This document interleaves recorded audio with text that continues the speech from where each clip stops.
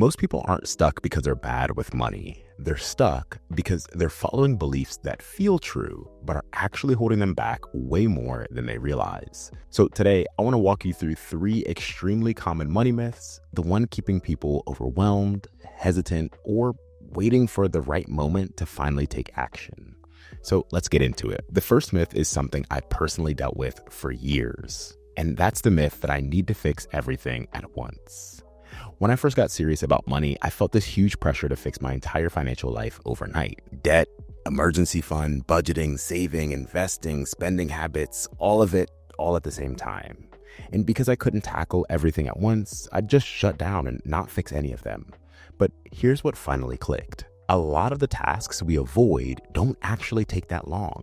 We just build them up in our heads like these massive, overwhelming projects. Take one thing on your financial to-do list. Opening an account, setting up a budget, calling about a bill. Pick a date, pick a time, and block off an hour. Not the whole weekend, just 1 hour. Then next week, pick another thing and do it again. If you did that for a month, just 4 hours total, you could knock out stuff that's been hanging over your head for years. See, I've done this myself. I've had something on my list for a full year, and when I finally sat down to do it, it took maybe 30 minutes. You don't need to fix everything at once. You just need to take the next right step for you. And once you take that pressure off yourself, you start noticing something else that people overlook. And that leads me to my next myth, which is the myth that small amounts don't matter. In high school, I had a pretty bad sleep schedule. I'd stay up late and tell myself, it's fine. 30 minutes, an hour, doesn't really matter. But once I became a collegiate athlete, I learned really fast that it did matter.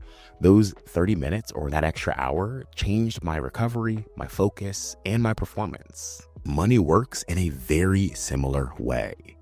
People see a $7 coffee or a $15 lunch and think that's not really moving the needle. And sure, in moderation, those things are fine. But the belief that small amounts don't matter, that's what's keeping people stuck. Small decisions add up. Small habits turn into real progress, and small steps done consistently lead to big results over time. Don't despise small beginnings. You can't hit your long-term goals if you're not willing to take that first small step. And if you're thinking, okay, I want to take these small steps, but I don't even know where I'd find an extra $100 in my budget. Well, I actually created a free guide with 5 easy ways to save $200 this week.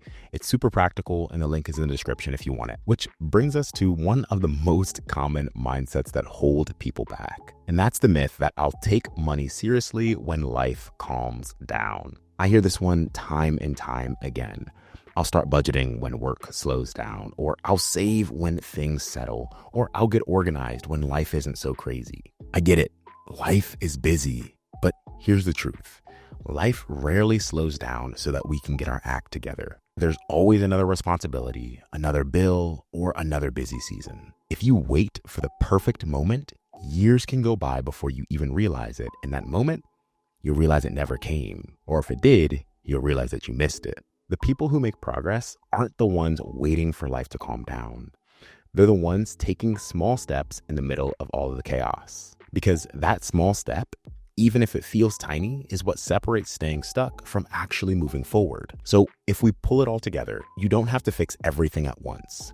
Small steps matter more than you think, and you don't need to wait for life to calm down to take one step. Wealth gets built through small, consistent choices, one step at a time. And if you're working on building momentum with your finances, where you go next really depends on where you are right now. If you're still tackling debt or you're trying to build your emergency fund, I've made videos that walk through both in a really simple way, and you can check those out on the screen. If this video helped, go ahead, like it, and subscribe, as it really supports the channel and helps me to keep making videos like these. Thanks for watching, and I'll see you in the next one.